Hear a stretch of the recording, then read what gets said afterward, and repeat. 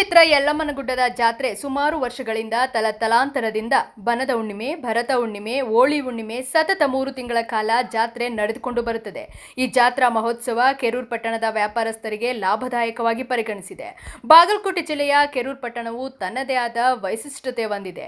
ಹುಬ್ಬಳ್ಳಿ, ಸೋಲಾಪುರ 218 ರಾಷ್ಟ್ರೀಯ ಹೆದ್ದಾರಿ ಹೊಂದಿಕೊಂಡಂತ ಪಟ್ಟಣವು ವಾಣಿಜ್ಯ ಕೇಂದ್ರವಾಗಿದೆ. ಸರಕು ವ್ಯಾಪಾರಕ್ಕೆ ಪ್ರಸಿದ್ಧವಾಗಿದೆ. ಬನದ ಹುಣ್ಣಿಮೆಯ ಯಲ್ಲಮ್ಮನಗುಡ್ಡದ ಜಾತ್ರೆಗೆ ತೆರಳುವ ಭಕ್ತಾದಿಗಳು ಬೀದರ್, ಕಲಬುರಗಿ, ವಿಜಯಪುರ ಸುತ್ತಮುತ್ತ ತಾಲೂಕುಗಳು ಮತ್ತು ಹಳ್ಳಿಗಳು ಬಹುತೇಕ ಭಕ್ತಾದಿಗಳು ಕೆರೂರು ಮಾರ್ಗವಾಗಿ ಶ್ರೀ ಯಲ್ಲಮ್ಮನ ಜಾತ್ರೆಗೆ ಎತ್ತಿನ ಗಾಡಿ ಮುಖಾಂತರ ಮತ್ತು ವಾಹನಗಳ ಮುಖಾಂತರ, ಮೋಟಾರ್ ಸೈಕಲ್ ಮುಖಾಂತರ ಸಾವಿರಾರು ಜನರು ಜಾತ್ರೆಗೆ ತೆರಳುತ್ತಾರೆ. ಜನವರಿ 3ರಂದು ಜಾತ್ರೆ ಮುಗಿಸಿ ಶ್ರೀ ಯಲ್ಲಮ್ಮನ ದರ್ಶನ ಪಡೆದುಕೊಂಡು ಮರಳಿ ಮತ್ತೆ ಕೆರೂರು ಮಾರ್ಗವಾಗಿ ಬರುವ ವೇಳೆ ಕೆರೂರು ಪಟ್ಟಣದಲ್ಲಿ ವಿಶ್ರಾಂತಿ ಪಡೆದುಕೊಳ್ಳುವ ಸಂಪ್ರದಾಯ ಇದೆ. ಈ ಒಂದು ವಿಶ್ರಾಂತಿ ಸಮಯದಲ್ಲಿ ತಮಗೆ ಬೇಕಾಗುವ ವಸ್ತುಗಳು, ಮಕ್ಕಳ ಆಟಿಕೆ ಸಾಮಾನುಗಳು, ಗೃಹ ಬಳಕೆ ವಸ್ತುಗಳು, ಹೆಣ್ಣು ಮಕ್ಕಳ ಅಲಂಕಾರಿಕ ವಸ್ತುಗಳು, ಹೆಣ್ಣು ಮಕ್ಕಳ ಬಳೆಗಳು ಮತ್ತು ತಮ್ಮ ಬಳಕೆಗೆ ಬೇಕಾದ ವಸ್ತುವನ್ನು ಖರೀದಿಸಿ ಬೆಂಡು, ಬತ್ತಾಸು, ಪಳಾರ್, ಸಿಹಿ ತಿಂಡಿಗಳನ್ನು ಖರೀದಿಸಿ ಮತ್ತೆ ತಮ್ಮ ಊರಿಗೆ ತೆರಳುತ್ತಾರೆ. ಹೀಗೆ ಕೆರೂರು ಪಟ್ಟಣದ ವ್ಯಾಪಾರ ಸತತ 2-3 ದಿವಸಗಳ ಕಾಲ ನಡೆಯುತ್ತಿರುತ್ತದೆ. ಈ ಜಾತ್ರೆಯ ಅಂಗವಾಗಿ ರಾಷ್ಟ್ರೀಯ ಹೆದ್ದಾರಿಗುಂಟ ಅನೇಕ ಗೂಡಂಗಡಿಗಳು ಸ್ಥಾಪಿತವಾಗಿರುತ್ತವೆ. ಜಾತ್ರೆ ಯಾತ್ರಿಕರಿಂದ ವ್ಯಾಪಾರದಿಂದಾಗಿ ಪಟ್ಟಣದ ವ್ಯಾಪಾರಸ್ಥರಿಗೆ ಆರ್ಥಿಕವಾಗಿ ಲಾಭದಾಯಕವಾಗಿ ಮಾಡುತ್ತದೆ.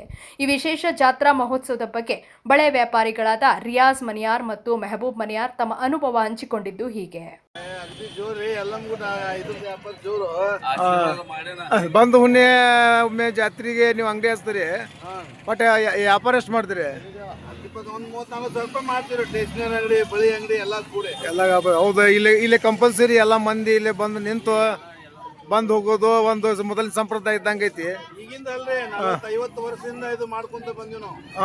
ಎಲ್ಲರೂ ಇಲ್ಲಿ ಕಂಪಲ್ಸರಿ ಬಂದು ಎಲ್ಲ ಮಹಿಳೆಯರು ಮತ್ತು ಇವು ಜೋಗಪ್ಪಗಳು ಎಲ್ಲರೂ ಬಂದು ಬಂದು ಯಾವ ಎಲ್ಲಮ್ಮ ಭಕ್ತರು ಬಂದು ಇಲ್ಲಿ ಬೆಳೆ ಹಾಕೊಂಡು ಹೋಗ್ತಾರೆ.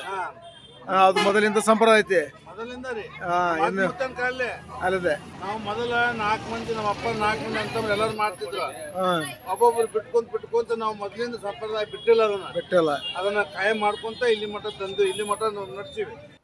ಶ್ರೀ ಯಲ್ಲಮ್ಮ ರೇಣುಕಾ ಜಾತ್ರಾ ಮಹೋತ್ಸವ ಪ್ರಯುಕ್ತ ಪ್ರತಿ ವರ್ಷ ಬರುವ ಬನದ ಹುಣ್ಣಿಮೆಯ ಜಾತ್ರೆಯ ಅಂಗವಾಗಿ ಅಶೋಕ್ ಕಂದಕೂರ್ ಮತ್ತು ಮಲ್ಲಣ್ಣ ಕಂದಕೂರ್ ಅವರು ಜಾತ್ರಾ ಯಾತ್ರಿಕರಿಗೆ ಕೆರೂರು ಪಟ್ಟಣಕ್ಕೆ ಯಲ್ಲಮ್ಮನಗುಡ್ಡದಿಂದ ಕೆರೂರು ಪಟ್ಟಣಕ್ಕೆ ಆಗಮಿಸುತ್ತಿರುವ ಭಕ್ತಾದಿಗಳಿಗೆ ಕರಡಿ ಮಜಲ್ದೊಂದಿಗೆ ಅವರನ್ನು ಸ್ವಾಗತಿಸಿ ಕೆರೂರಿನಲ್ಲಿ ಜಾತ್ರಾ ಯಾತ್ರಿಕರಿಗೆ ತಂಗುವ ವ್ಯವಸ್ಥೆ ಮಾಡುತ್ತಿದ್ದರು. ಅಶೋಕ್ ಕಂದಕೂರ್ ಅವರು ನಿಧನದ ಬಳಿಕ ಈ ಸಂಪ್ರದಾಯ ಬಹುಕಾಲ ಮುಂದುವರಿಲಿಲ್ಲ. ಜಾತ್ರಾ ಯಾತ್ರಿಕರ ಅದ್ದೂರಿ ಸ್ವಾಗತ ನಿಂತು ಹೋಯಿತು. ಇದರಿಂದ ಸ್ವಲ್ಪ ಮಟ್ಟಿಗೆ ವ್ಯಾಪಾರ ಕುಸಿತ ಕಂಡಿದೆ. ಇಂತಹ ಸಂದರ್ಭದಲ್ಲಿ ಕಂದಕೂರ್ ಸಹೋದರರಿಗೆ ಎಷ್ಟು ನೆನಪು ಮಾಡಿದರೆ ಕಡಿಮೆನೇ ಎಂದು ವ್ಯಾಪಾರಸ್ಥರು ತಮ್ಮ ವ್ಯಥೆ ತೋಡಿಕೊಂಡರು. ನಿಮ್ಮ ಹೆಸರೇ? ಶೋಭಾ. ಏನು ಜಾತ್ರೆ ಜೋರೈತ್ರಿ? ಏನು ವ್ಯಾಪಾರ ಎಷ್ಟಾಗತ್ರಿ? ಮಂದಿ ಎಲ್ಲ ಮತ್ತು ಕುಡೈತಿ, ಎಲ್ಲ ಕುಡೈತಿ. ಇದಕ್ಕೆ ಮುಂದೆ ಎಷ್ಟು ವ್ಯಾಪಾರ ಮಾಡ್ತಿದ್ರಿ ಜಾತ್ರೆಗೆ?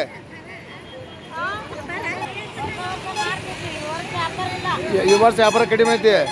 ಏನೇ ಇರಲಿ, ಬನದ ಹುಣ್ಣಿಮೆಯ ಶ್ರೀ ಯಲ್ಲಮ್ಮ ದೇವಿ ಜಾತ್ರೆ ಯಾತ್ರಿಕರು ಕೆರೂರು ಪಟ್ಟಣಕ್ಕೆ ಆರ್ಥಿಕ ಬೆನ್ನೆಲುಬು ಅಂತ ಹೇಳ್ಬೋದು.